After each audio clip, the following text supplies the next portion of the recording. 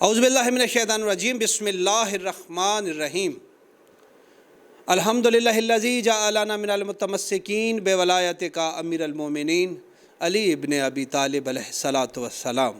تمام درود و سلام محمد و آل محمد صلی اللہ علیہ وآلہ وسلم پر۔ السلام علیکم، میں ہوں اسد عباس جعفری اور آپ دیکھ رہے ہیں میرا فیس بک اور یوٹیوب چینل۔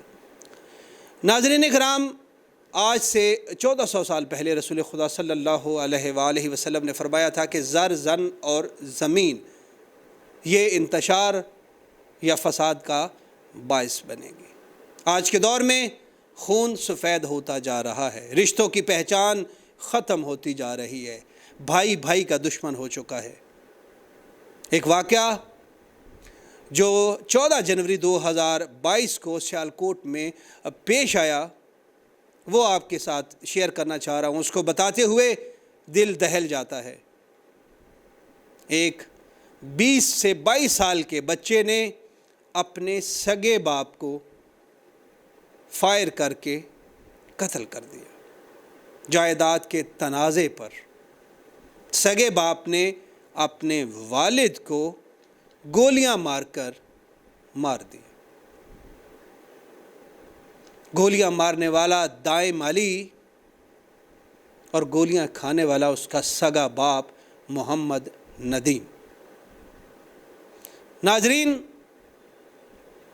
جب یہ واقعہ پیش آیا کہ سگے بیٹے نے اپنے ہی حقیقی باپ کو گولیاں مار کر مار دیا ہے تو اہل علاقہ، اہل محلہ اور پورا سیالکوٹ ایک دفعہ دہل گیا کہ کیا زمانہ آ گیا ہے کہ وہ بیٹا جس کی پیدائش پر باپ خوش ہوتا ہے، مٹھائیاں بانٹتا ہے، اس کے چلنے کے اوپر، اس کے رینگنے کے اوپر وہ خوشی مناتا ہے، جب وہ چلنا شروع کرتا ہے تو باپ کے چہرے پہ مسکراہٹ آ جاتی ہے۔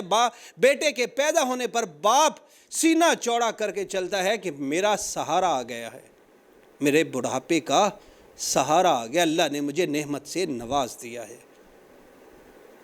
یہ بدقسمت محمد ندیم، اسے کیا پتا تھا کہ جب اس کے گھر میں یہ دائم پیدا ہوا تو یہ بڑا ہو کر اس کا دشمن بن جائے گا اور اسے مار دے گا۔ انتہائی دردناک واقعہ ہے اس کے قتل کا۔ جب یہ چھوٹا تھا، پیدا ہوا تھا تو باپ کتنا خوش تھا، ماں کتنی خوش تھی، مٹھائیاں بانٹی جا رہی تھیں، مبارکبادیں وصول کی جا رہی تھی کہ ہمارے گھر میں اللہ نے چاند سا بیٹا عطا کیا ہے۔ جیسے جیسے یہ بڑا ہونا شروع ہوا، ماں کی خوشیاں بھی دوبالا ہونا شروع ہوئی اور باپ بھی اس انتظار میں راتیں اور دن کاٹنے لگا کہ کب یہ بڑا ہوگا اور میرے بڑھاپے کا سہارا بنے گا، میرا کاروبار دیکھے گا، جو میں محنت کر رہا ہوں دن رات اس سے مجھے سکون ملے گا اور میں گھر میں آرام کروں گا۔ اسے کیا پتا تھا کہ جب یہ 20-22 سال کی عمر میں پہنچے گا تو جو جائیداد میں اس کے لیے اکٹھی کر رہا ہوں، جس کا یہ وارث ہے، اسی جائیداد کی وجہ سے مجھے مار دے گا۔ باپ اور بیٹے کے درمیان جائیداد کے تنازع کے اوپر تو میں ہوں، یہ تو میں جو تھی یہ جھگڑے میں بدل گئی۔ وہ جائیداد اسی بیٹے کی تھی، لیکن وہ بیٹا نافرمان، ناخلف بیٹا، وہ یہ چاہتا تھا کہ فوری منتقل کر دیا جائے تاکہ وہ اپنی عیاشیوں میں اس پیسے کو اڑائے، جبکہ باپ چاہتا تھا کہ یہ جائیداد تمہاری ہے، میرے مرنے کے بعد تمہیں ہی منتقل ہوگی، انتظار کر لو۔ لیکن اس نے انتظار نہیں کیا اپنے باپ کے طبعی موت مرنے کا، بلکہ اس نے یہ فیصلہ کر لیا کہ مجھے تو جائیداد چاہیے، باپ بھلے آج ہی مر جائے۔ ساری رات وہ یہ سوچتا رہا کہ کل موقع پا کر میں اپنے باپ کو مار دوں گا۔ دونوں کی صبح اٹھ کر جو ہے وہ منہ ماری ہوئی، تو میں ہوئی۔ باپ باہر نکلا گھر سے، غصے میں باہر چلا گیا کہ اب بیٹا ہے، میں اسے کیا کہوں، بیٹا جب جوان ہو جائے اور بدتمیزی پر اتر جائے تو باپ خاموش ہو جاتا ہے. وہ خاموش ہو گیا، باہر نکلا. بیٹا بھی پسٹل لے کر گھر سے باہر نکلا. جب اس نے دروازے سے نکلتے ہوئے بیٹے کو دیکھا کہ اس کے ہاتھ میں پسٹل ہے تو باپ نے اسے ڈانٹا کہ یہ تم کیا کر رہے ہو، اندر لے جاؤ اسے. اس نے باپ کی طرف پسٹل تان لیا اور باپ سے کہہ رہا تھا کہ اب بھی جائیداد کے کاغذات جو ہے وہ میرے نام پر منتقل کرو. سی سی ٹی وی فوٹیج بھی اس واقعہ کی منظر عام پر آئی ہے. میں نہیں چاہوں گا کہ آپ کو دکھائی جائے. انتہائی دل خراش یہ منظر ہے جو میں آپ کو بیان کر رہا ہوں. باپ اسے سمجھا رہا ہے، ڈانٹ رہا ہے، لیکن وہ باپ کے قریب جا رہا ہے. باپ پیچھے ہٹتا جا رہا ہے کیونکہ گولی کسی وقت بھی چل سکتی ہے. انسان کو غصے میں اندازہ نہیں ہوتا. باپ پیچھے ہٹتا جا رہا ہے.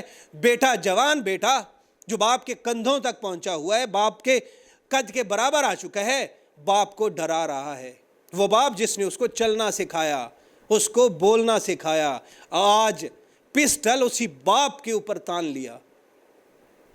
باپ نے دیکھا کہ یہ نہیں ٹلنے والا تو اس نے بھاگنے کی کوشش کی کہ یہ نہ ہو کہ یہ غلطی سے گولی چلا دے. جیسے ہی باپ پلٹا اور بھاگنا شروع کیا تو اس نے پیچھے سے ٹانگوں میں گولیاں ماری. جب ٹانگوں میں گولیاں لگیں تو محمد ندیم جو اس کا باپ تھا وہ گر گیا. وہ اوندے منہ گرا. یہ اس کے اوپر پہنچا، اس کو پاؤں کی ٹھوکر سے سیدھا کیا اور اس کے سینے پر برسٹ مار دیے. اس کے پیٹ میں گولیاں مار دی. کس کے؟ اپنے سگے باپ کے. یہ بات بتاتے ہوئے میری کیفیت آپ سمجھ نہیں سکتے کہ ایک بیٹے نے، سگے بیٹے نے اپنے والد جو obviously کو 50-55 سال کا تھا، بوڑھا ہو چکا تھا، اس نے مارنے سے پہلے یہ سوچا کہ اس باپ نے کتنی محنت کی ہوگی مجھے پالنے میں، مجھے پڑھانے میں، میری آسائشیں پیدا کرنے میں، مجھے سہولیات مہیا کرنے میں. اس نے کتنی محنت کی ہوگی، کتنے پاپڑ بیلے ہوں گے، لوگوں سے کتنی گالیاں کھائی ہوں گی تاکہ شام کا لقمہ ان بچوں کے پیٹ میں ڈال سکوں. ذرا بھی احساس نہیں آیا باپ کو مارتے ہوئے. باپ ہاتھ جوڑ کر اپنے بیٹے سے زندگی کی بھیک مانگ رہا تھا کہ مجھے مت مارو، میں تمہارا باپ ہوں، میں تمہارا باپ ہوں، مجھے مت مارو. لیکن نہیں، اس نے اس کو مار دیا اور وہ موقع پر مر گیا. اس واقعہ کی اطلاع جب اہل علاقہ اور اہل محلہ کو ہوئی تو ایک کوہرام مچ گیا. ہر بندے کی زبان پر تھا کہ باپ، ایک بیٹے کو باپ نے مار دیا، ایک باپ کو بیٹے نے مار دیا، ایک باپ کو سگے بیٹے نے مار دیا. خواتین اپنے منہ میں انگلیاں لے کے پریشان ہوئیں. بزرگ آپس میں باتیں کرنے لگے کہ سگے بیٹے نے اپنے باپ کو مار دیا. موقع پر پولیس آ گئی اور یہ وہاں سے فرار ہو گیا. جو مقتول ندیم تھا اس کے والد کو اطلاع ہوئی خوشی محمد کو، جو کہ بوڑھا ہو چکا تھا. وہ بھی روتا ہوا اپنے بیٹے کی لاش پر پہنچا. اپنے سگے پوتے کے خلاف FIR کٹوائی. یہ دائم علی بھاگ چکا تھا. پولیس نے ادھر ادھر چھاپے مارے اور اس کو پکڑ لیا، پکڑ کر جیل میں ڈال دیا. سگا دادا اپنے پوتے کے خلاف عدالت میں گیا. 10 مہینے تک کیس لڑتا رہا اپنے پوتے کے خلاف، اپنے مقتول بیٹے کے مدعی کے طور پہ. وہ اپنے بیٹے کی قتل کا انصاف مانگ رہا تھا عدالتوں سے. عدالتوں نے انصاف کیا۔ آج سے 2 دن پہلے عدالت نے دائم علی کو سزائے موت سنا دی، جس پر خوشی محمد جو اس مقتول کا والد تھا، اس نے خوشی کا اظہار کیا۔ اس نے کہا کہ آج مجھے میرے بیٹے کے قتل کا بدلہ مل گیا ہے، مجھے ایسے پوتے کی ضرورت نہیں، نہ مجھے اس کے جان بچانے کی ضرورت ہے جو اپنے سگے باپ کو قتل کر دے، جس نے میرے بیٹے کو مجھ سے چھین لیا۔ میں اس کو کیسے زندگی کی بھیک دے دوں؟ میں اسے اپنے ہاتھوں سے نہیں مارنا چاہتا، میں چاہتا تو جس طرح اس نے میرے بیٹے کا قتل کیا اسی طرح میں اس کا قتل کرتا، لیکن مجھے انصاف چاہیے تھا قانون نافذ کرنے والے اداروں سے۔ عدالت نے انصاف کیا، 10 مہینے کے اندر اس کو آج سے 2 دن پہلے سزائے موت سنا دی گئی۔ ناظرین، یہ واقعہ آپ لوگوں کے ساتھ شیئر کرنے کا مقصد یہ تھا کہ خدا کے لیے زر یعنی دولت، زن یعنی عورت، اور زمین جائیداد، یہ زمین پر فساد برپا کرنے کا موجب بنتے ہیں۔ یہ بھائی بھائی کو الگ کر دیتے ہیں، یہ بہن بھائیوں کو الگ کر دیتے ہیں، خاندان بکھیر دیتے ہیں، چاہے وہ پیسہ ہو، عورت ہو یا جائیداد ہو۔ خدا کے لیے یہ زندگی بڑی عارضی ہے، ختم ہو جانے والی ہے۔ وہ جس جائیداد کے لیے اس نے اپنے سگے باپ کو قتل کیا، وہ جائیداد کہاں ہے؟ وہ تو اسی طرح پڑی ہے۔ اور جس نے حاصل کرنے کے لیے اپنے باپ کو مارا وہ بھی مر گیا۔ سزائے موت مطلب مر گیا۔ یہ مکافات عمل ہے، اس میں عقل مندوں کے لیے نشانیاں ہیں۔ آپ کو ایک واقعہ شیئر کرتا ہوں۔ ایک غریب بیوہ عورت تھی، اس نے بڑی مشکل سے لوگوں کے گھروں میں کام کر کے اپنے بیٹے کو پالا پوسا، بڑا کیا، پڑھایا۔ وہ بڑا ہو کے جج لگ گیا۔ یہ اوریجنل واقعہ میں آپ کو بتا رہا ہوں، نام کوڈ نہیں کر رہا، صرف آپ کو واقعہ بتا رہا ہوں۔ بیٹا جج بن گیا۔ اب ماں تو غریب تھی، ماں گاؤں میں تھی، بیٹا شہر میں منتقل ہو گیا، سیشن جج لگ گیا۔ اس کی شادی ہو گئی کسی پڑھی لکھی اور امیر گھر کے اندر۔ اب وہ جو خاتون تھی وہ اپنی ساس، اس غریب ساس جس نے لوگوں کے گھروں میں کام کیا تھا اور بچے کو پڑھا کے جج بنایا تھا، وہ اس کو اپنے ساتھ نہیں رکھنا چاہتی تھی۔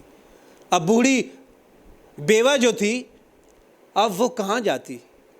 جج صاحب نے ایک کام کیا کہ گاؤں سے اس کو شہر لے کے آیا تاکہ لوگوں کو یہ پتہ چلے کہ وہ شہر میں ہے، جبکہ شہر سے اس نے اس کو اولڈ ایج ہوم وہاں پر منتقل کر دیا۔